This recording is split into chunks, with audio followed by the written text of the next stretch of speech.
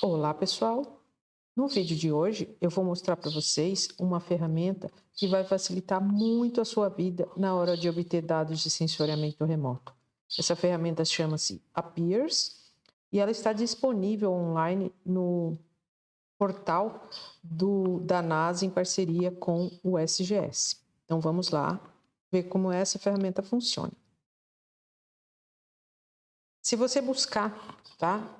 A forma mais fácil aqui é buscar pelo nome Appears, porque o link não é muito intuitivo. Então, se você digitar Appears com 2 P's e 2 E's, você vai cair aqui no link dessa ferramenta, tá? Então, clicando lá, tá aqui a página inicial do portal dessa ferramenta. Tá? Então tem toda uma descrição ali, tem documentação, tal, mas no vídeo de hoje eu vou mostrar uma forma bem rápida e fácil de vocês utilizarem em termos práticos. Então a gente vem aqui em Launch, né, para carregar, para disparar a ferramenta, e aí a gente chega aqui na tela inicial, né? Então essa sigla Appears, né, de Application for Extracting and Exploring Analysis Ready Samples. Então, basicamente, o que a gente consegue fazer? Para uma quantidade enorme de dados de sensoriamento remoto, a gente pode obter dados ou por ponto ou por área, que a gente pode definir essa área por meio de um retângulo envolvente ou por meio de um shapefile, certo? E baixarmos já com o recorte que a gente especificou, né, por meio desse retângulo do shape. E, além disso, baixar uma sequência temporal, caso a gente queira, tá? Então, facilita bastante a vida no processo de quem lida com dados de sensoriamento remoto, tá? Então, vamos lá. Eu vou aqui, a gente começa, para usar na prática, começa aqui no menu Extract, tá? Então, eu vou na opção de área, tá? Como se eu quisesse fazer uma análise por área. Aqui eu já estou logada, né? Obviamente, você precisa fazer um login na ferramenta, tá? Você precisa fazer um cadastro nesse site Earth Data da NASA para poder utilizar essa ferramenta, tá? Eu não vou mostrar o cadastro aqui no vídeo, mas não é nada complicado. Então, para começar a fazer aqui uma requisição de dados com essa ferramenta, a gente começa aqui com Start a New Request, tá? Então, a gente dá um nome, né? Por exemplo, eu quero encontrar um dado aqui do norte do Paraná sobre evapotranspiração, por exemplo. Então, normalmente eu coloco um dado no nome, um identificador que vai me ajudar a saber sobre o que é e de onde é aquela requisição, tá? Porque a gente vai acumulando requisições aqui na conta, então isso ajuda a gente a se localizar. Aí a gente tem aqui, você pode, se você tiver um shape, você já pode arrastar esse shape para cá, tá? Ou então você pode manualmente definir um retângulo envolvente aqui pelo mapinha interativo que eles mostram, tá? Eu vou fazer dessa forma aqui, para vocês verem. Então, vou me aproximar aqui, pegar um recorte aqui do norte do Paraná, tá? Então, eu posso desenhar um retângulo ou um polígono, tá? E aqui eu vou optar pelo retângulo. E eu desenho o retângulo da minha área de interesse, supondo aqui fosse, né, que pegasse aqui Londrina e Maringá, tá? Então, já defini minha área de interesse.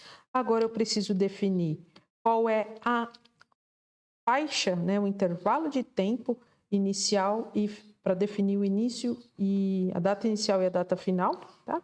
Então, vou colocar aqui um intervalo de tempo de 1 mês ou 2, por exemplo. Então, vou colocar aqui 1º de janeiro de 2020, tá? Até 31 de... 2020, agora vem aqui data final, ok?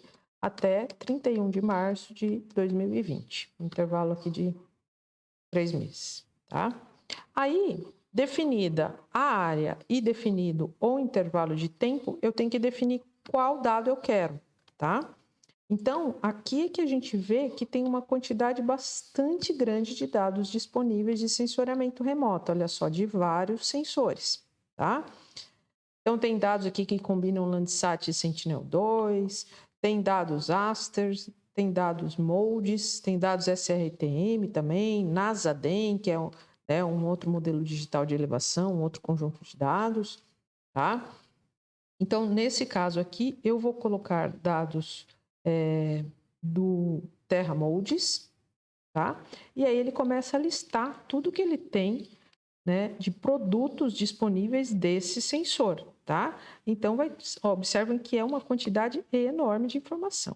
Para facilitar a nossa vida, ao invés de usar essa tabela aqui, tá? Eu vou colocar aqui, ó, começar a digitar evapotranspiration, e aí ele já filtra aqui para mim, então fica um pouquinho mais rápido do que consultar aquela tabela enorme, tá? E aí vocês vão ver que vai aparecer vários conjuntos de dados voltados para evapotranspiração. Para cada conjunto aparece a informação da resolução espacial, né? Como esse conjunto foi produzido, então tem alguns conjuntos de dados do MODIS, por exemplo, que são agregados de 8 dias, como esse que está aqui, e desde quando, né, o período para o qual os dados estão disponíveis. Então, esse aqui, por exemplo, começa em 2001 até datas atuais, tá? Então, a gente pode ver aqui que a gente tem evapotranspiração líquida, né? E conjuntos tanto para o sensor Aqua quanto para o sensor Terra do MODIS, além desse outro conjunto aqui do EcoStress, tá? Que nesse caso aqui tem uma resolução espacial maior, né, de 70 metros, certo? Então a gente poderia escolher mais de um, se necessário. Então vou colocar aqui esse primeiro conjunto de dados, tá? E aí você pode, depois que selecionou o conjunto de dados, você pode selecionar as bandas específicas desse conjunto de dados. Se você está em dúvida, né, você tem aqui algumas informações disponíveis para dizer o que é aquela banda, né? Então, por exemplo, essa primeira aqui é evapotranspiração total, tem as unidades do dado, né? Quilo por metro quadrado a cada 8 dias, tá? Então, tem algumas informações aqui para te ajudarem a entender o que tem de informação. Aqui já é um flag de controle de qualidade, não é o dado em si, né? É um dado de qualidade. Aqui eu já tenho fluxo de calor latente, médio, tá? Temos também esse evapotranspiração potencial total, nesse caso, e, por fim, fluxo de calor latente potencial médio. Tá? Então, tem uma série de opções aqui. Eu vou colocar aqui só a primeira opção, só porque eu estou mais preocupada em mostrar um exemplo para que depois vocês possam explorar essa ferramenta conforme precisarem.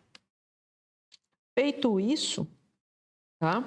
Você vai definir como você quer o arquivo de saída que ele vai produzir, né? Então, eu normalmente deixo em GeoTIFF mesmo, porque, né, a gente está acostumado a trabalhar com GeoTIFF.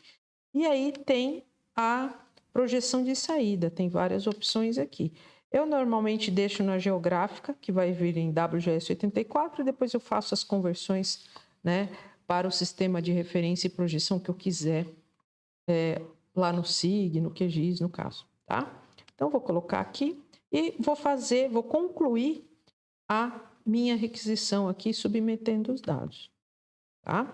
Então, o que acontece é o seguinte: ele deu uma mensagem aqui dizendo que a minha requisição, né, já foi submetida e que eu vou receber um e-mail, né, de notificação assim que essa requisição estiver completa, né, assim que a gente tiver os dados acessados. Então, eu tinha feito uma requisição antes para uma outra informação, então vou só mostrar aqui para vocês, né, para a gente não ficar esperando chegar o e-mail de resposta. Isso aqui já é o e-mail da requisição processada, que eu fiz em outra situação, para outro dado, tá? Eu fiz para temperatura de superfície, que também é um dado que está disponível aqui nesta plataforma, tá? E observe que quando a gente recebe um e-mail com a resposta, ele dá duas opções. Eu posso explorar os dados ou eu posso fazer o download. Se eu for no link para explorar os dados, olha só o que vai acontecer. Ele está conectando de novo aqui na minha conta, tá? Só lembrando que aqui é um dado de temperatura de superfície, porque é outra requisição que eu tinha feito anteriormente, tá? Olha só, na parte de explorar os dados, ele me dá a variação temporal, né? De acordo com, né, obviamente, o intervalo que eu especifiquei para o dado que eu pedi, tá? Então, nesse caso aqui, como era um dado de temperatura de superfície, né? Vem aqui é uma resolução espacial de 1 quilômetro, a unidade é Kelvin, e eu tenho box plot, ó, informando, e ainda são box plots que trazem aqui os valores específicos, né? De mediana, de primeiro quartil, terceiro quartil, mínimo e máximo, né? Então, olha só quanta informação interessante e a gente consegue aqui de cara já ter uma ideia, né, da variação ao longo do tempo daquele dado que você pediu, né, que você solicitou. Tem aqui algumas opções ainda para a gente personalizar, ó, escala do eixo Y, ver se a gente quer mostrar só dado de um ano. Nesse caso aqui, eu tinha o final do ano de 2017, que era uma data apenas, e depois a sequência temporal de 2018 aqui, né? Então, isso aqui já é algo que pode ser utilizado aí em muitos trabalhos, em muitas análises. Só essa informação já pode enriquecer muito aqui o nosso objeto de estudo, certo? E a outra possibilidade, então, é usando o e-mail e para o link de download, tá? Vou mostrar aqui para vocês.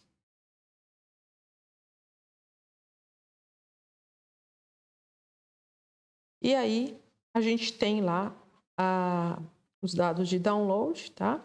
A gente tem os dados em formato estatístico, se você quiser apenas as tabelas, se você não quiser as imagens, né? Se você quiser apenas a parte numérica, você pode baixar aqui. E se você quiser as imagens, elas estão aqui, ó, recortadinhas para a área, né, que você pediu, tá? Então, observa que são arquivos bem pequenos. Por quê? Porque nesse caso aqui, esse dado que eu peguei tinha resolução de 1 quilômetro, eu tinha selecionado uma área pequena ali de Londrina, então ficam com arquivinhos muito pequenos. Fica muito mais prático que, por exemplo, se a gente tivesse que baixar uma imagem inteira para depois recortar só um pedacinho da nossa área de interesse. Então, né, seria um trabalho muito maior do que esse que a gente tem aqui, tá? Então, eu vou baixar um aqui só para vocês verem como que funciona. Aliás, vou baixar mais de um aqui. Vou baixar uma sequência dos 5 primeiros arquivos, só para vocês verem como é que fica isso. Então, ó, download, eu posso aqui pedir para fazer o download dos arquivos selecionados, tá? Ele vai abrindo ali e conforme ele for carregando, ele já vai abrindo para eu salvar na pasta que eu quiser. Vou criar uma pasta aqui de temperatura de superfície em Kelvin e vou salvar os arquivos. Ó, ele vai abrindo aqui um após o outro para eu salvar.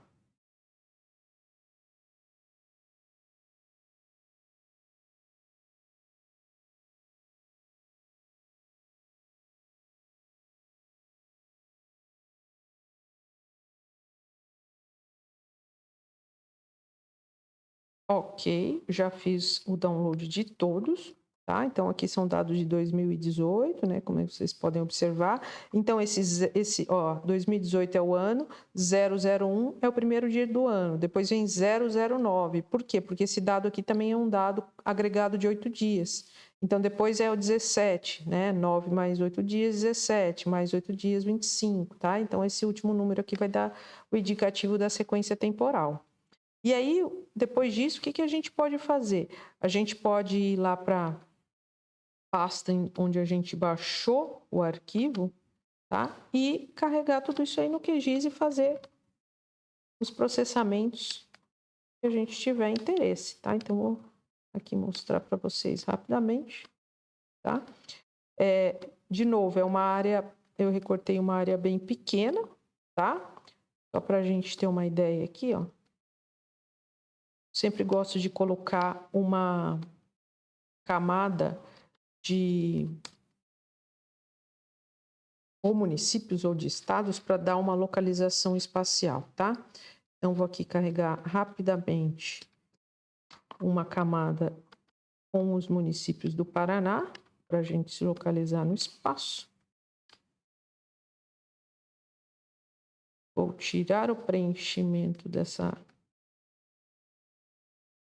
camada e jogar aqui uma linha de outra cor. Tá? Só para a gente ver aqui que a gente está, nesse caso, trabalhando, né, com um pedaço aqui da região norte do município de Londrina e municípios vizinhos aqui também.